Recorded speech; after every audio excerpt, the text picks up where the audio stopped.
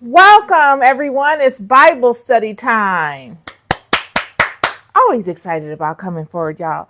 Today is absolutely no different.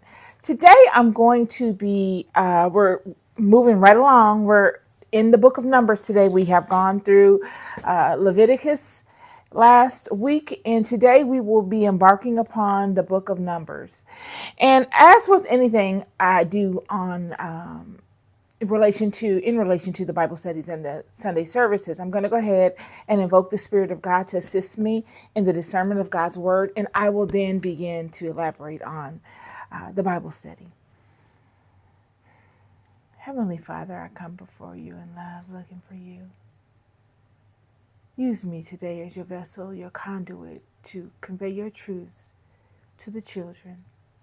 Lessen me and magnify you today.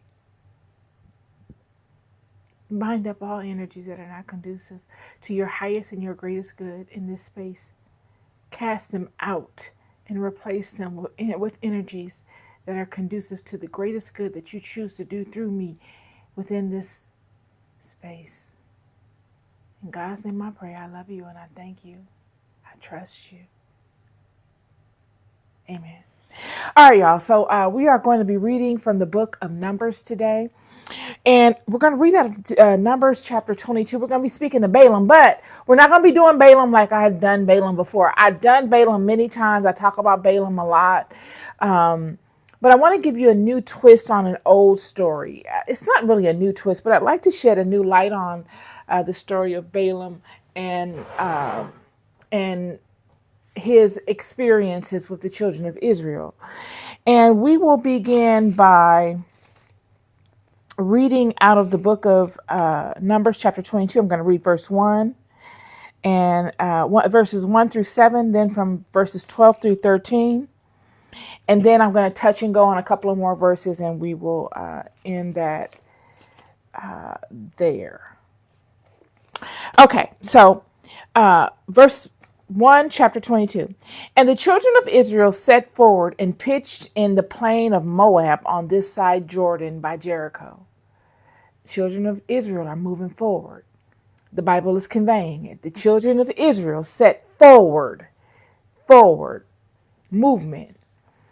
They're coming, they're moving, they're coming through, and they're moving as a unit. And verse 2 reads, And Balak the son of Zippor saw all that Israel had done to the Amorites.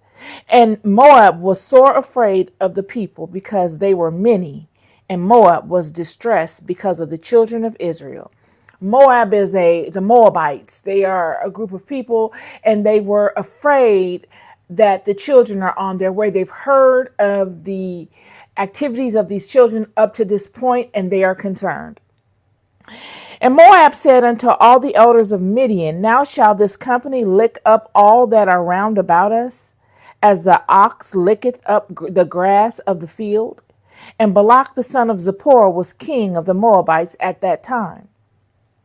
He sent messengers, therefore, unto Balaam the son of Beor to Pethor, which is by the river of the land of the children of his people, to call him, saying, Behold, there is a people come out from Egypt. Behold, they cover the face of the earth, and they abide over against me. Come now, therefore, I pray thee, curse me this people, for they are too mighty for me. Peradventure I shall prevail, that we may smite them, and that I may drive them out of the land. For I wot that he whom thou blessed is blessed, and he whom thou cursed is cursed. This king has come and sought the most powerful sorcerer in the land to curse the children of Israel, as if he doesn't know who these children are. Balaam, I'm putting the buggy before the horse. Let me finish reading. And the elders of Moab and the elders of Midian departed with the rewards of divination in their hand. And they came unto Balaam and spake unto him the words of Balak. So they got all the elders and the high people of this conglomerate, because Midian and Moab are two mighty nations, and they don't really get along with each other, but they are now because they have a common enemy, children of Israel. And friend, your enemies will become friends. because they have one thing in common, and that is you. And they come with all kinds of financial reward. They're making this deal undeniable to Balaam, this mighty sorcerer. They're putting everything on the table so that they can really coerce him into doing this deed. Just make sure. Okay, so we're going to skip down to verse 12. And God said unto Balaam, thou shalt not go with them, thou shalt not curse the people, for they are blessed. So Balaam has gone to God and spoken to God about this, and God says, no, you can't curse them. You can't do anything to them. They are blessed. And Balaam rose up in the morning and said unto the princes of Balak, get you into your land, for the Lord refuses to give me leave to go with you. So he's told them no. And they come again.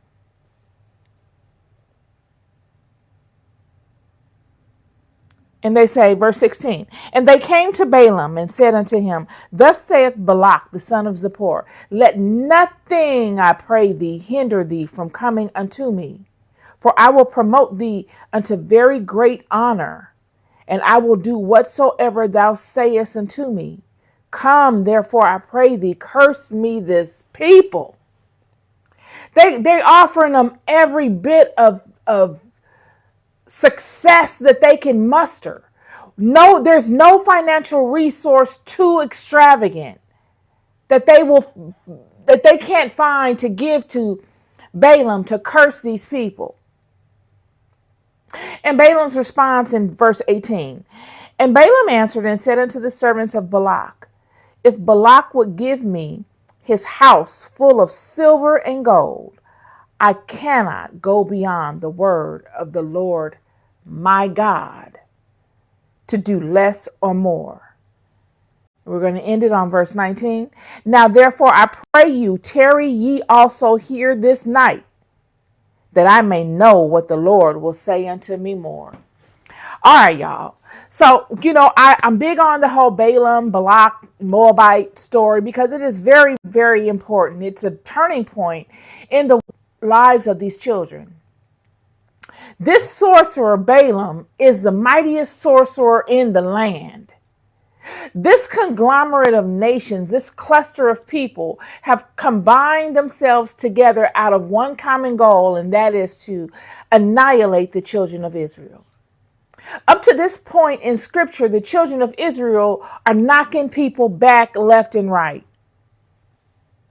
Wherever God sends them, they are triumphant. You either bow to them or you get overcome by them. It's one or the other. You choose. And God is not bigger on one side than on the other. He care less. Bow down or get overcome. At this point, the children of Israel have had a monumental walk. The whole region, the whole world at the time that was privy to this knew of the walk of these children, the hand of God in leading these children out of Egypt in a monumental way. God broke Egypt for these children. Egypt was the spiritual Mecca. It was the spiritual powerhouse of the time. Surely there were many other nations that were just as enlightened spiritually as Egypt.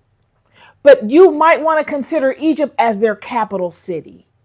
Egypt was the show-off place that these people, all these great minds, would go and show off. They would come and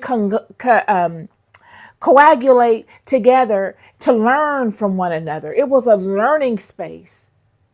Timbuktu, there were many learning areas of this region, of this side of the world. Egypt was the Mecca, if you want to call it that. And God broke Egypt, broke the Mecca, to allow the shockwave to reverberate throughout all the other regions, to make a statement piece by using Egypt. What better place? the children are moving. They're moving. They're on the move, and God is moving with them through pillar of cloud by day and a fire at night. And they are overcoming people, and they are being punished when they transgress.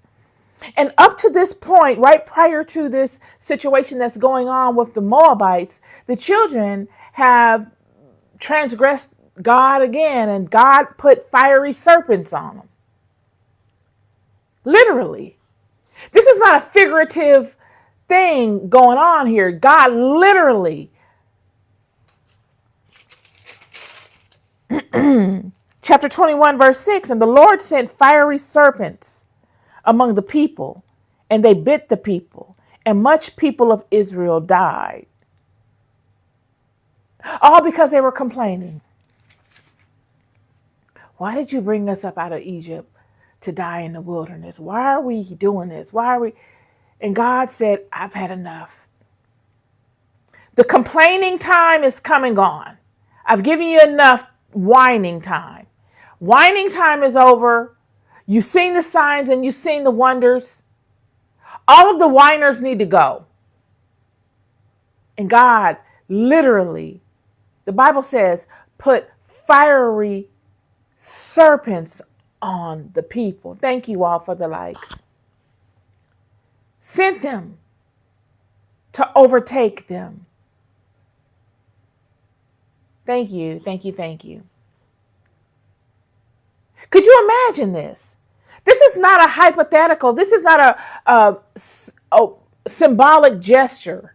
This is fiery serpents. You got angels, fiery angels. You got fiery serpents that were biting these people.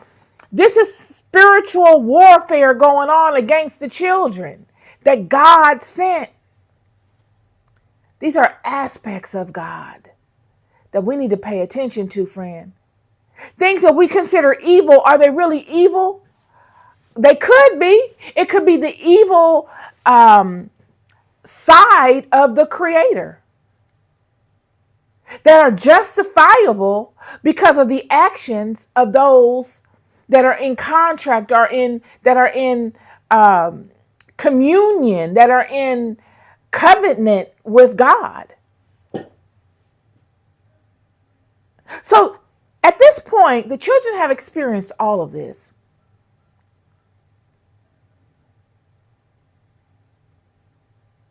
And the nations know. And they're like, okay, these people are coming.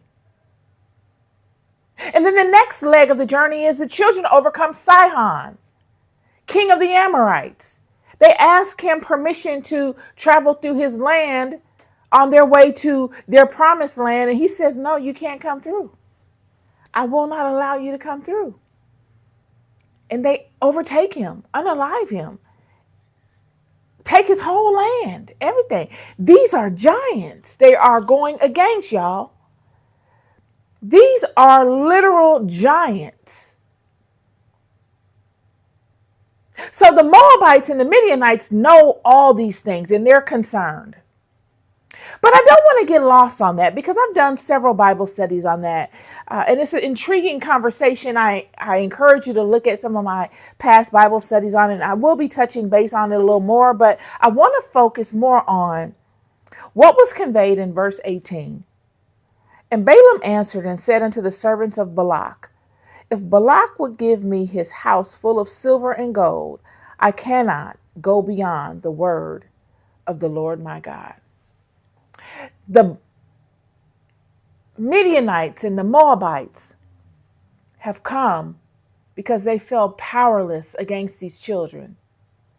So they've hired someone that they feel can get the job done for them. They've hired someone to do their dirty work. Balaam. And their dirty work is to curse these people. Friend, when your enemies or those that are frustrated with you cannot contend against you physically, the default that they always default to is spiritual warfare. Every every single time. I'm here to tell you that 99% of y'all out here going through problems with people, or that have had problems with people and that have fell victim to bad circumstances, are probably falling victim to witchcraft being sent by people. You could say, yep, there she goes with that witchcraft again. I can't say it enough. All these things are old. And just because you don't recognize the tactics that are being used against you doesn't mean that they're not being used. You'll be fighting something that don't have nothing to do with your real problem. Because your real problem is materializing from spirit. Your real problem is a spiritual problem. And you're trying to fight your spiritual problem in the world of physicality, in the material world. And you cannot ever do it. Your enemy will take his battle with you to spirit, friend, if he cannot dominate you within the physical. And so the Moabites and the Midianites do this same thing. They hire this man of spirit, mighty man of spirit. This was the baddest sorcerer on the scene. This is they come upon this sorcerer as if he does not know the children of Israel. This sorcerer knows of these children more than the Midianites and the Moabites, because it would be this sorcerer's bloodline, his forefathers, that would wage war with the father of this house, Jacob, and would be obsessed with him. Friend, what turns the tide when dealing with people that feel as if they can't overtake you physically, and then they can't overtake you spiritually, is the fact that they cannot overtake you. They feel like, darn it, I can't get my wickedness done. It may have started off as a lighthearted thing. I just want them to befall X, Y, and Z. I just want X, Y, and Z. I feel better I feel better if X, Y, and Z happens, and then I can feel better about it and move on. But because I can't get X, Y, and Z done, and I've tried everything in the book, and everybody, all my peers know that I can't get X, Y, and Z done with these people, and I've been able to get X, Y, and Z done with everybody else, it's nagging at me. And it's turned something that is extremely insignificant, something that could have been overlooked, overcome, bridged. The gap could have been bridged. You could have created a friendly alliance. Now you've allowed to morph into this extremely wicked, corrosive, unnecessary, elongated tirade of nothingness that is only going to curse you. That is what has happened to this sorcerer's forefather as it related to these children. Laban would harm himself by stalking Jacob and these children. And this fascination with these children would bleed down into Laban's bloodline. And here we are with his grandson, Balaam.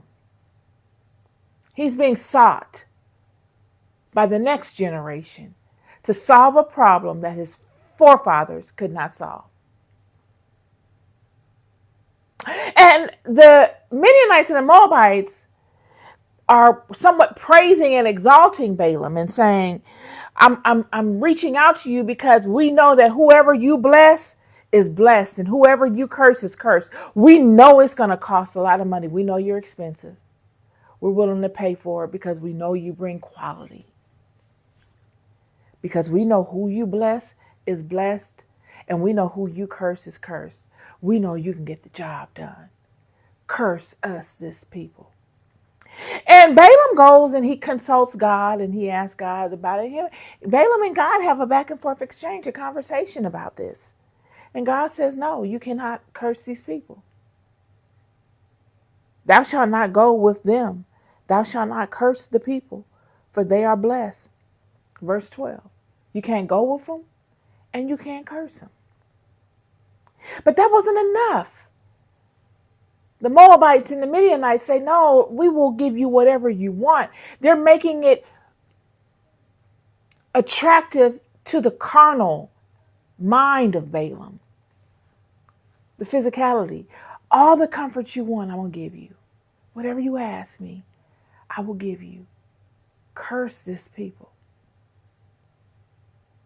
And Balaam answers integrally. He says, you know, if you would give me your house full of silver and gold, I cannot go before the word of the Lord my God to do more or less. And it is that part of the scripture that I would like to hone in on. Balaam is the grandson of Laban. Laban was Jacob's uncle. So he is of the lineage, but he is not of the house of Israel. In fact, Balaam is a descendant of the enemy of Israel. Laban was an enemy to Jacob at the end of their relationship. He caused all of the stir up that rekindled the fire between Esau and Jacob. He was an instigator. He turned into an instigator when he couldn't curse Jacob. He turned petty. He started off as a renowned man of spirit. But because he didn't get his way, he became petty. When Jacob wanted to leave Laban defaulted to who he truly is. You never know a person until they get boxed into a corner, friend. When you give a person, when you take away a lot of options from people as it relates to what they desire, you will see exactly how they feel about you and who they truly are. Jacob would see who Laban truly was when Jacob decided to move forward from Laban. It's always in these forward movements that most of the strife comes. I did the conversation yesterday about the 3 lizards looking to stop one lizard from moving forward, but they couldn't. And even in them looking to stop and attack the lizard mustered up enough strength to move forward even while being attacked. Even though the lizard was smaller in size than both of the lizards that were attacking it, it still mustered up enough strength to move forward and carry the weight of all 2 lizards plus itself. You will see the truth of a person when they feel as if they can't benefit from you as they had anticipated, or that they can't have their way as they anticipated. And this would be the truth of Laban. He would turn into Israel's open enemy, petty, an instigator. He would look to go instigate problems that Israel or Jacob already had with people prior to him coming into relation with Laban, all to thwart the success of Jacob, all because Jacob did not want to align to him any longer. That season had come and gone. Had Laban been better, maybe, in his treatment of Jacob, had Laban potentially honored the law of God, Jacob could have stayed with Laban, and he probably would have. But because these things Laban could not do, and because Jacob noticed that he was not able to do that or stand in that, Jacob decided to part ways. It had turned into a corrosive relationship where the only person that was benefiting from the relationship was Laban. And now we see Balaam being sought out by a nation of people that has not had any interaction with these children yet. but that are afraid of the favor that God has shown these people. They're afraid of not having a lot of control within, they're afraid of not having a lot of control of their region as it relates to the movement of these people within their region. And yet Balaam says, I cannot go beyond the word of the Lord my God to do less or more. He's saying, I honor this same God. This is a sorcerer. This is the mightiest sorcerer in the land.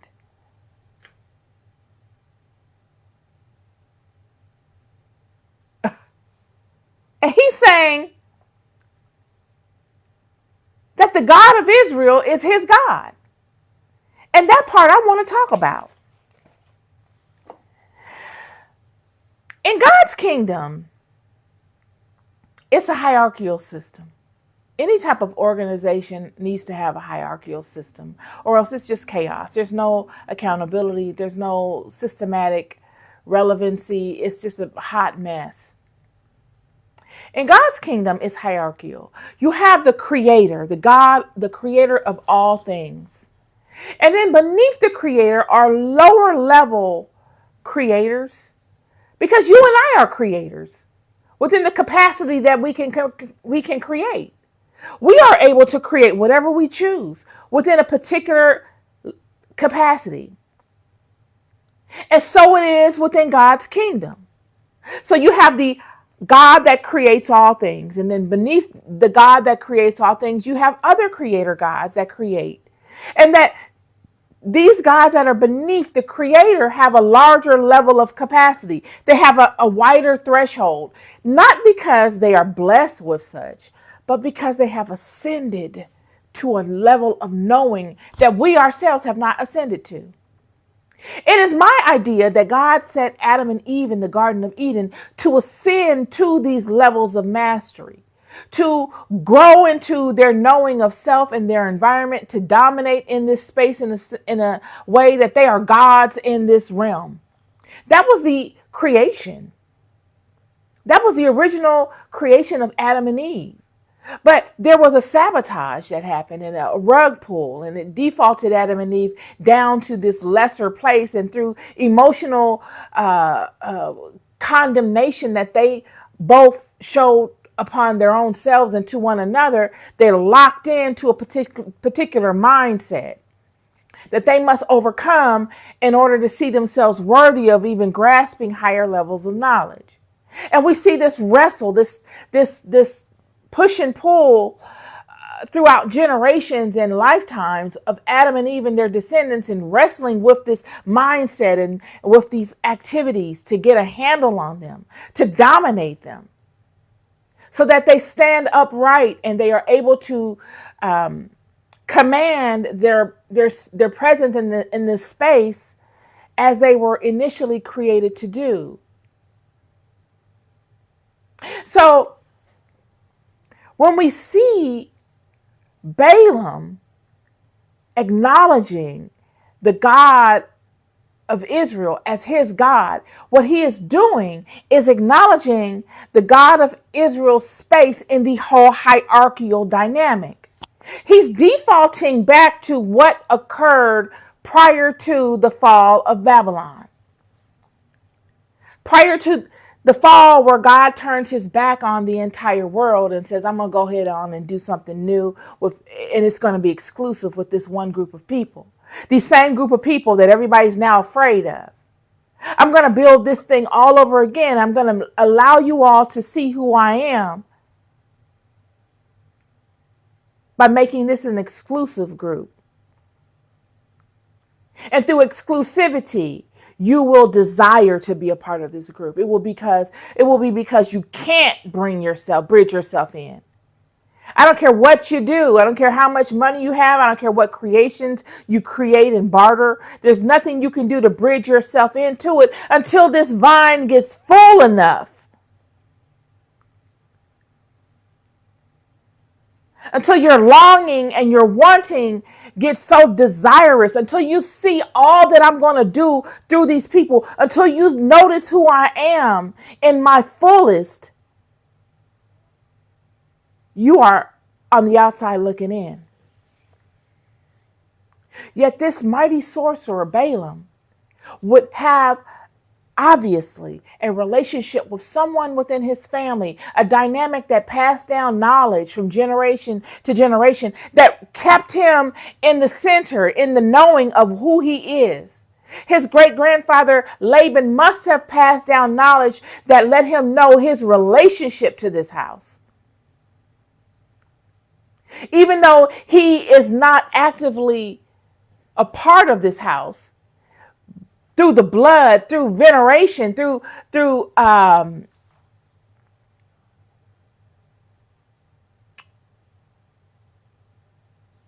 blood, he is a heir.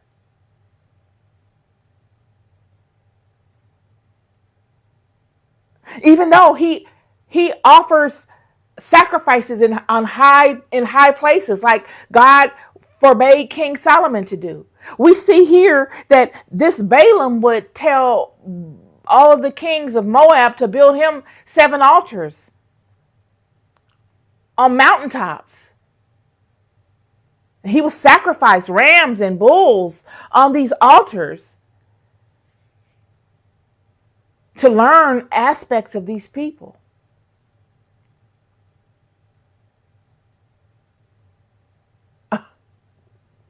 Yet this is his God. This is his God. We see in the Bible, verse 9, chapter 22. And God came to Balaam and said, "What men are these with thee?" He's having a conversation with Balaam as if he knows him. He doesn't say, "Take your shoes off. You're on holy ground. I am the God. I am the most high God of Israel." He does not introduce himself. And God came unto Balaam.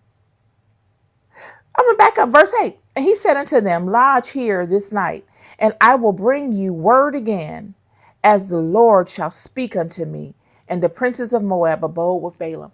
He's saying, hold on. This even makes it worse.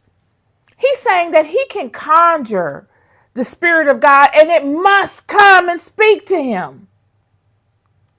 Many of y'all can't even do that, y'all. You know it. This is a surety. This is like a Daniel episode we're seeing here. He's saying, relax yourself, friend. Stay here tonight. I'm going to go and I'm going to, and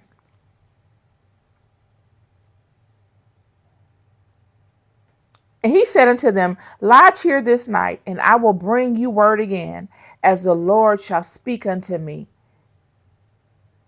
And the Lord shall speak unto me. He didn't say, I pray that the Lord will speak to you. He said, the Lord shall speak unto me. There's a surety here. This signifies a relationship. This signifies that this sorcerer Balaam has contacted God many times, friend. It's nothing for him. God knows his voice. Friend. And God came unto Balaam and said, "What men are these with thee?" And Balaam said unto God, "Balak the son of Zippor, king of Moab, have sent unto me, saying, Behold, there is a people come out of Egypt, which covereth the face of the earth. Come now, curse me them. Peradventure I shall be able to overcome them and drive them out."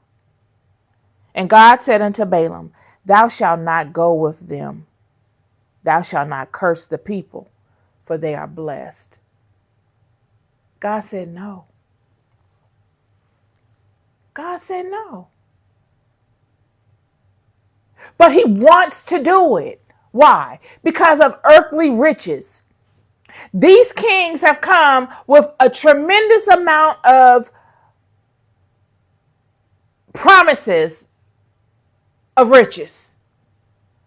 Anything he wants, he can get. Anything he wants, he can get. If he could curse these people. And this is what provokes him to say, if you give me all your silver and all your gold, I cannot do more or less.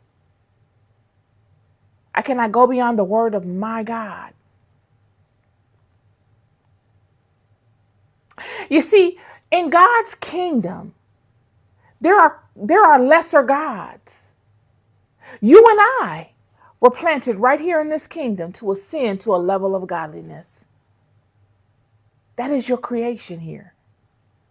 It's not to get lost in all the nonsense. It's not to be a running back for somebody else's program. That's not what you were created to do, friend. You were created to ascend to a level of godliness. Not in the form of wickedness, doing wickedness for other people, running somebody else's play, because all that's going to do is curse you. You're going to be able to do as much as you want to do, and them people are going to sit up and look at you like, I wouldn't do that. Don't do that. And you're going to try, you're going to try, you're going to try. And you will set yourself on a trajectory of learning from your mistakes. Costly mistakes. Costs. This is why he says I can't do it. He wants to do it. How do I know? And Balaam answered and said unto the servants of Balak, if Balak would give me his house full of silver and gold, I cannot go beyond the word of the Lord my God to do less or more. This is where it goes. Verse 19. Now therefore I pray you, tarry ye also here this night, that I may know what the Lord will say unto me more. He's saying in Old English verbiage, I'll see if God will, I'll ask God again and see what God says. That's basically what he's saying. He's saying, I told you I can't do no more or no less than what God says. But since you really want me to do this, I'll ask God again and see what he says. Stay here tonight and I'll come back and tell you what he says.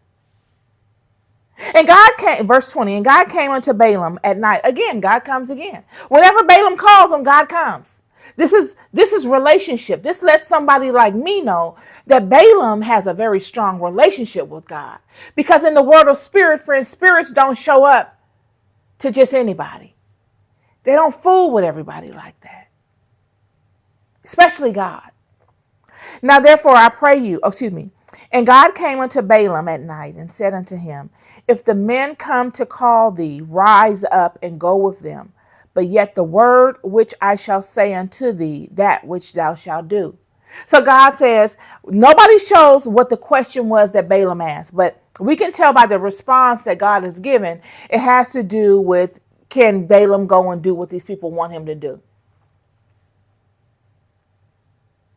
And the contingencies are that if the people come to call you, if they come and seek you out and ask you to go with them, rise up and go with them. But yet the word which I shall say unto thee, that which thou shalt do. He's saying, and when you go with them, I will give you further directives as to what you shall do and what you shall say next. But Balaam doesn't do that. Balaam is so anxious to get this money. He wants the money and the riches that these people have offered him.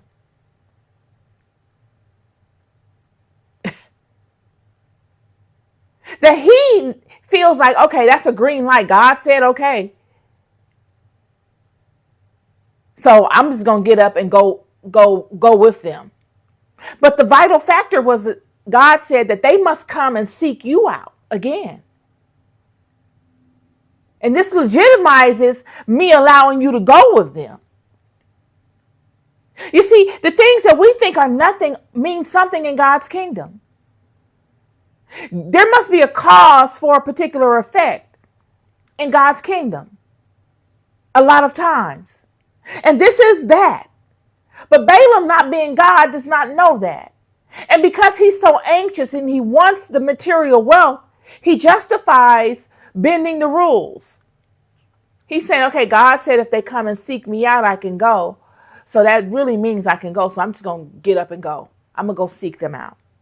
And the next verse says, and Balaam rose up in the morning and saddled his ass and went with the princes of Moab.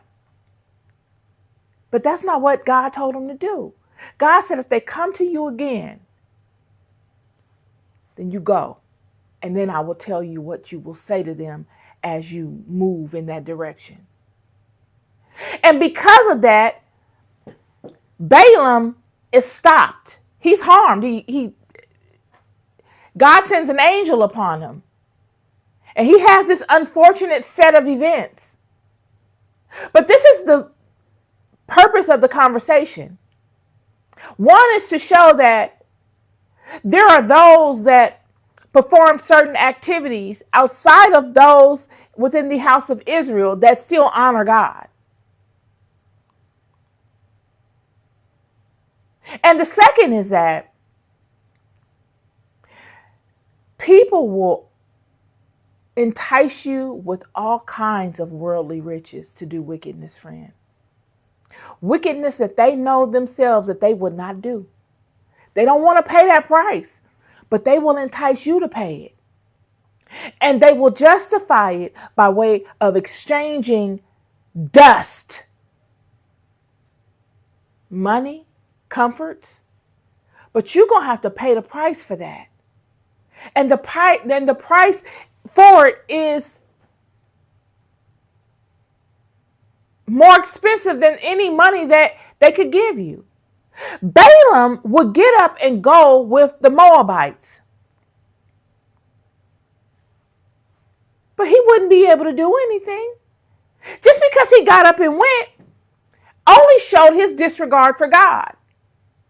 And it held him in judgment. And because of that, he was punished. He received a response from that. But it didn't mean that he was going to be able to curse these people. This is the part. You dig yourself into this situation trying so hard to do what God said you can't do. And it only negatively affects you. When do we get to a place where we look at ourselves and begin to expect more from ourselves? You do not want the results that come with such things.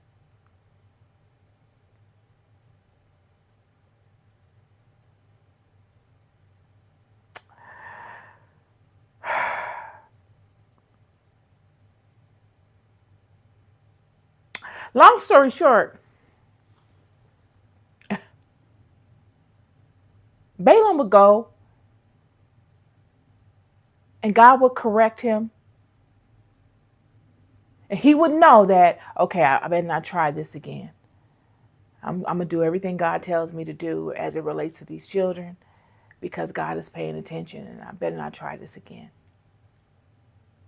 And the Moabites get him to go on top of these mountains and build up these altars to see these children. He does all this kind of stuff and he sees the children and he gains vital information on these children, but he can't do nothing with it.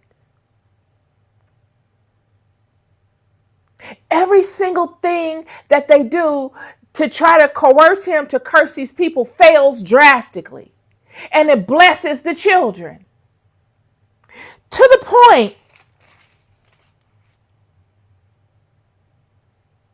that Balak comes to Balaam in chapter 23, verse 11, and says, and Balak said unto Balaam, what hast thou done unto me? Now he's saying, what have you done unto me?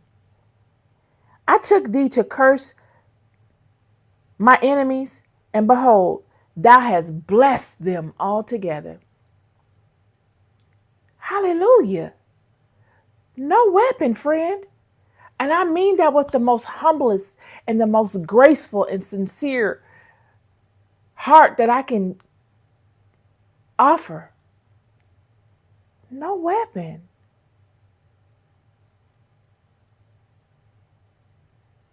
Balaam told Balak from the gate he was not going to be able to do it. But don't people have amnesia? I just said this yesterday. You will tell people, you shouldn't be doing this because you're hurting yourself, or you shouldn't be doing this because it's not the right thing to do. Or you tell people things that they do and you hold them to the truth of what they do. And then they will turn around and act like you are trying to harm them. This is that. Balak said unto Balaam, what hast thou done unto me? What have you done unto me? What? You sought me. Now, okay, so now you think that I'm fooling you and I'm trying to harm you with my ability to work in spirit because you're not able to get a result from what you want. But you've completely forgotten all the times that I told you that you're not going to be successful in cursing these people. All the times I told you that no matter how much money you offer me, I can do no more or no less than what God tells me I can do. You've forgotten all of that, legitimately, conveniently, you've forgotten that. And now I'm your enemy? Come on. But isn't this how it goes? People have amnesia. They forget all the details that make up the full body of the situation. And they turn into victims easily. They will easily turn into a victim. And this is why I remind people all along. I tell people, don't do these things. Don't do that. Don't do this. Whenever I know a thing, I share it and I say it. Because you won't be able to say you didn't know. You will not. Balak could never say that Balaam didn't tell him that all of this was in vain. But the part that Balak didn't know was that, and the part that Balaam didn't know either, is that neither would they be successful at cursing these people. But all that they did would end up blessing them and cursing those that initiated such things. That part of the deal nobody knew but God. And that's the part that's gotten Balak so angry and frustrated. It's because he sees, out of all that I've done, all the effort I put into this, my end result is that I'm worse off than I was before, and these people are better off than they were before.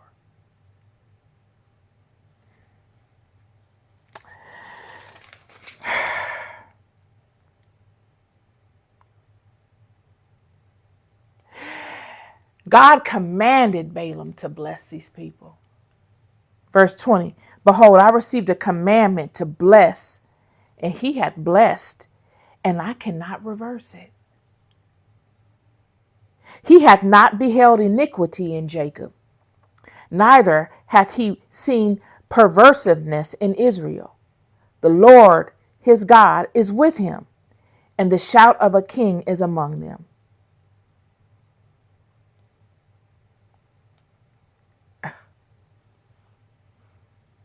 That's the last thing Balak wanted to hear.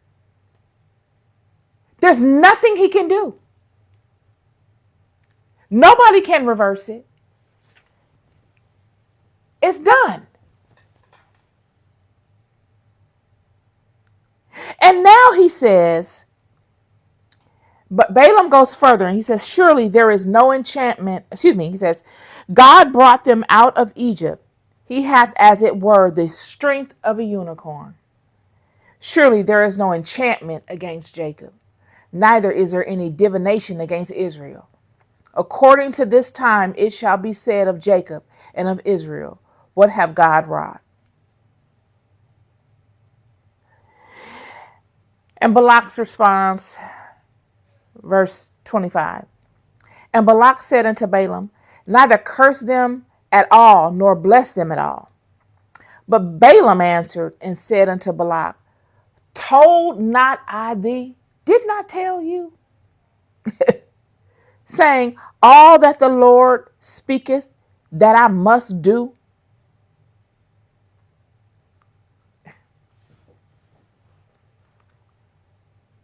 Going against these people made their situation worse. Hating on these people made their situation worse. Literally. Literally.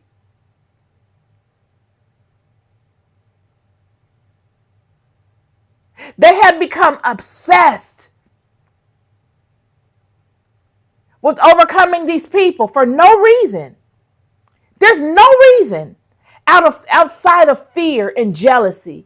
They were jealous, envious, and afraid of these people. That's it. None of which was any of Israel's business. Was Israel supposed to say, oh, I feel bad that you're jealous.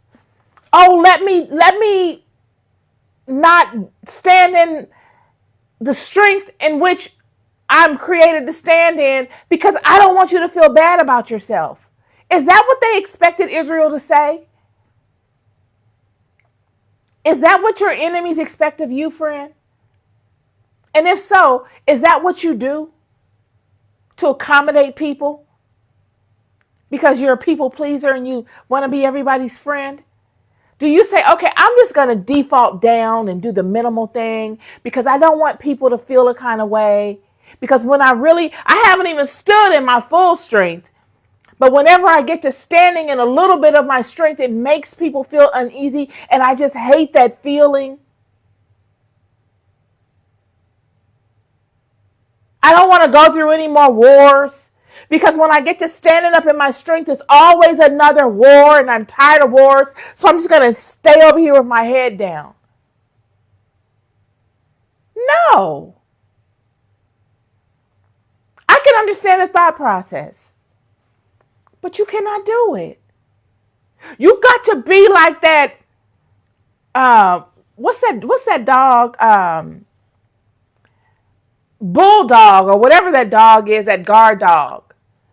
And they put those heavy chains on his neck and walk him so his neck is strong. You had better put some chains on your neck. Start doing some resistance training so that you have enough strength to hold your head up and to stand up tall, even though it's going to incite some kind of a pushback. You've got to get used to it.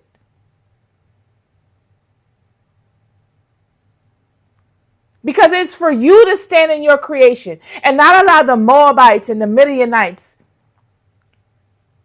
to make you forfeit that which you were created to do. All because they can't be a part of it. Or all because they feel as if they're unworthy to stand beside you while you do such things. They don't have anything to do with you. Nothing. Come in peace. Befriend people. But get the job done. Do what you were created to do. This is a story of low self-esteem. It's got low self-esteem all over it. Fear, low self-esteem, jealousy, envy, greed. That's all this is. A bunch of scary people. Intimidated. Afraid. They don't see themselves capable.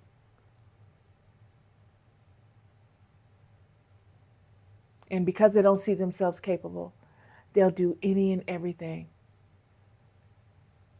to slither their way out of dealing with what is before them. They will do underhanded, in the dark, cowardly activities because they don't stand strong enough to come out in the light. That's what this is. At the end of the day, that's all this is, friend. This is cowardly.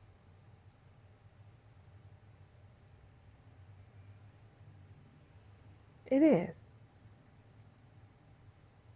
Cowardly. Kings. These are kings.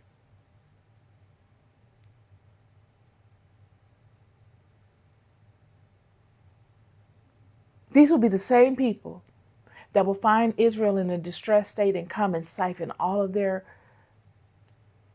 wealth, live off of them, come and sleep on their doorstep, friend.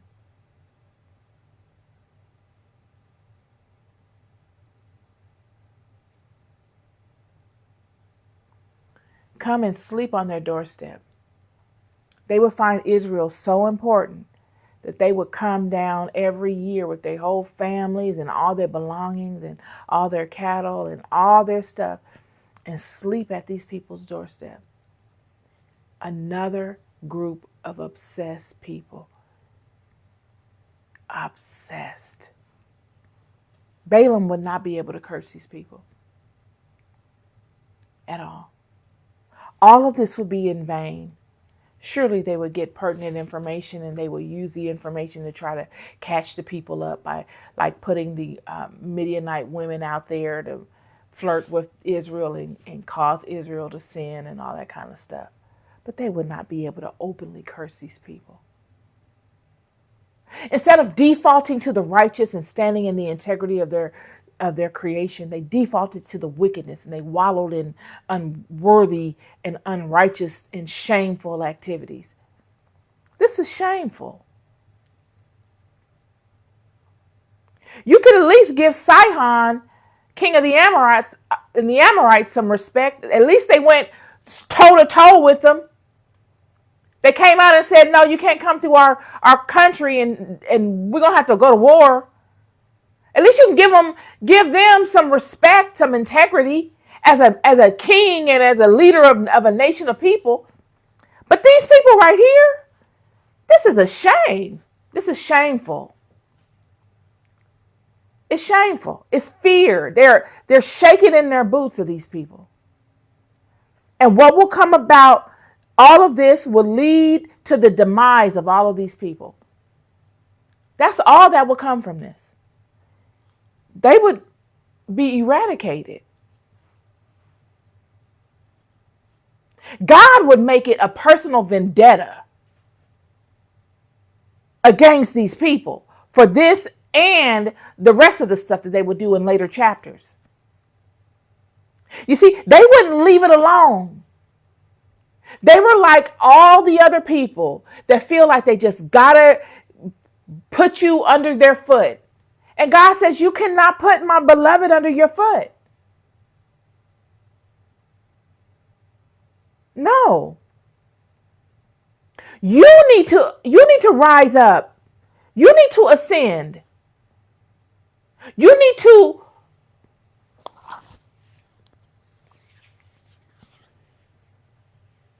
expand your consciousness of who I am. You thinking that sorcery and all of that is powerful? That's my system, friend. You need me to make that powerful. The power that you playing with don't have nothing on me. I created that. This is what people don't understand. Y'all be out here with these dolls, or y'all be out here with all your little gimmicks and your props and all the stuff you got. Go for what you know.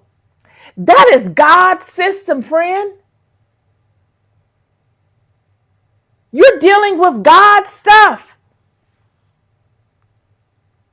Sure, you may be praying to a rogue God, one of God's creations that has gone rogue. Okay. But he got to bow down to God, friend. We see this with Balaam. This is the most mightiest sorcerer in the world. The Midianites called the man that could get it done. They had to pull together to get the money and the resources to even get them to come through.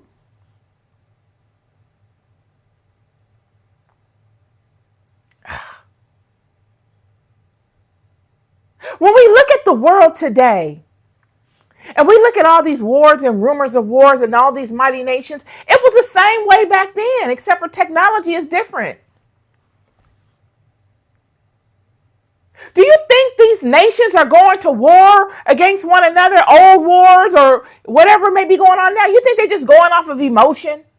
They just say, I'm tired of all of this going on. We're going to go to war with each other. Do you think that that's how it goes? They're consulting God.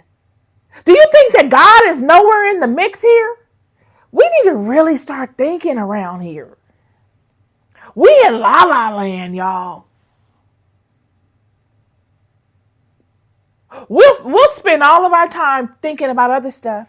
But then when you get to talking about stuff like this, people get, oh, well, I don't know too much about that. And, well, you should. You should look into it.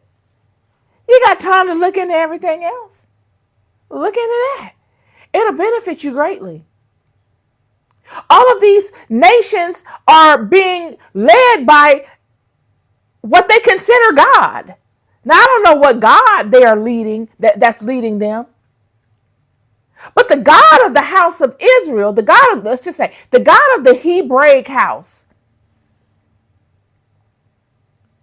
is the creator. Do you not think that he's privy to everything going on up in here, up in here? Do you think social media is a new invention? Well, not even social media. Do you think being able to look into someone's life, like these little home ring cameras that we got, and you can see somebody's house and what they're doing in their house real time, you think all of this is new? If you were a God and you created everything, would you not have the ability to see all these things in real time?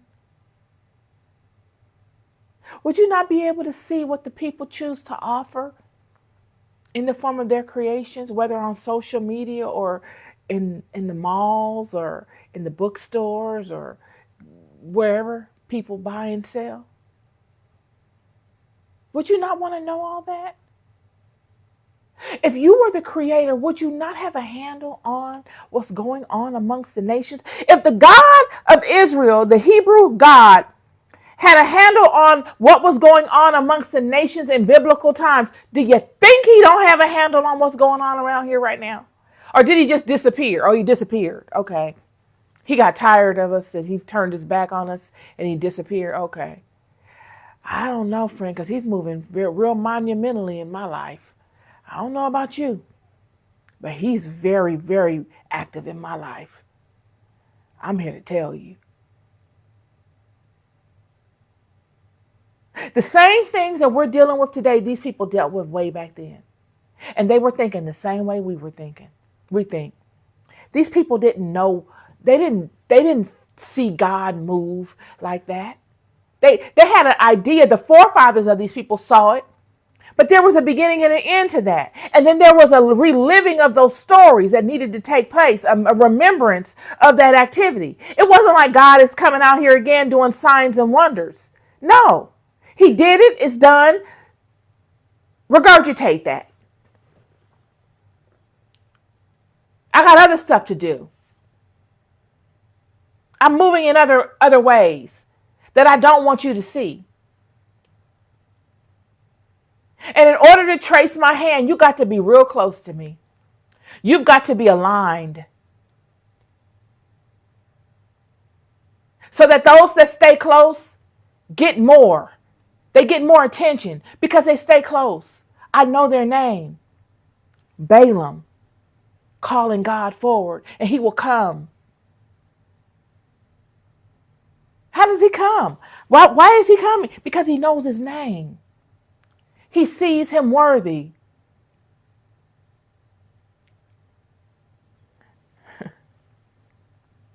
And even though he's a sorcerer, he aligns to God He follows the law.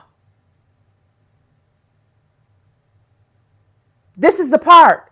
It's not about it's not about a lot of times right or wrong. It's about alignment. It's about righteousness. It's about the law, the real law. Because you have many laws. You got the law of, okay, California. I live in California. We got a law here, and this is our law. I go to Arizona. There's another law in Arizona that mandates that region. Okay, I go to Texas. There's another law in certain areas of Texas, depending on where you are. And then there's another law in Georgia. Nevada has a law. There's all kind of laws, but God's law, friend. God's law. The law that supersedes all the rest. The foundation, no law. The law that all the other laws mimic in their creation. God's law. This is my word for you today, y'all. On today's Bible study.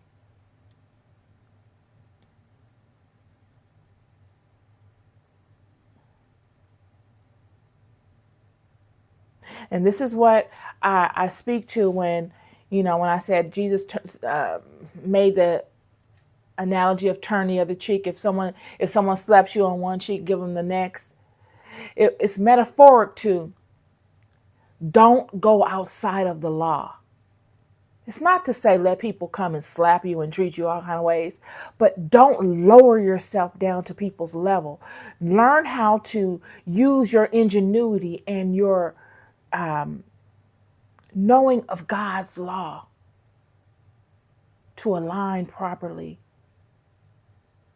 And in that way, in your knowledge of the law, you don't have to default down to someone's level to interact with them when they treat you wrong. You can interact with them at your level, at the level you've ascended to,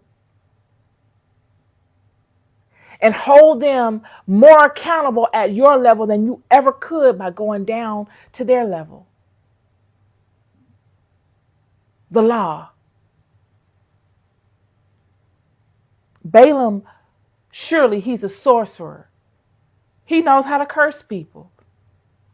And if you've been open and you've led a life in a way where a curse can land on you, it can be justified for you to receive that curse, he's the man to go see. He's not breaking the law. You allowed yourself to be open to such by way of your own activity. The only way you are open to such is by your own activity, meaning you've done something in your life just as pretentious or just as wicked, and now it's back at you. This is why Jesus said they slap you on one cheek, turn and let them have the other one. Because you're not playing that game. You're not gonna be indebted karmically. They are. So that when another person comes amongst them, and they probably will,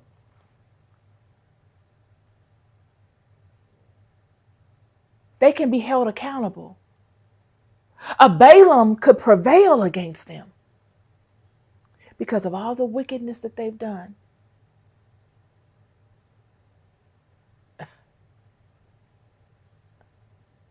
That part. Thus, making Balaam not wicked at all. He's a sorcerer, yeah. He specializes in being able to curse people.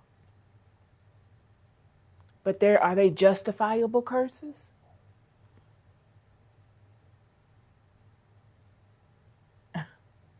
What we see is God having open conversations with him. What we see is God coming quickly when he calls. And most importantly, God is coming because God needs him to play a role in the activities as it relates to these children. So surely God is coming on behalf of these children. But still, he speaks to God being his God. He said, I cannot do more or less than what my God has told me. This is my word for y'all today. God is still leading the nations today, friend. God is still leading the nations today. You love more than you'll ever know. I'll never stop telling you. Be good to yourselves and be good to one another. Peace and love.